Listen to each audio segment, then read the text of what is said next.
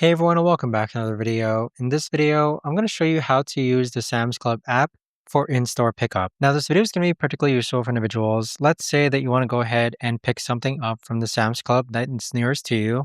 How do you actually go ahead and set that up? So the first thing that you want to do is install the app and land on a page like this. Then underneath the search bar, click on it. Then we're going to choose pickup. Next, click on your local Sam's Club and select the Sam's Club which you want to go ahead and pick up from. Click on Save. Then on this page here, once you're done, you can start shopping around. So you can either use the search bar or you can just click on some items that are recommended to you. Let's go ahead and click on this Greek yogurt, then click on Add to Cart. Then on the top right hand corner, let's click on the cart again. Now we do have some items here from delivery, so we need to remove these. But here we have curbside pickup.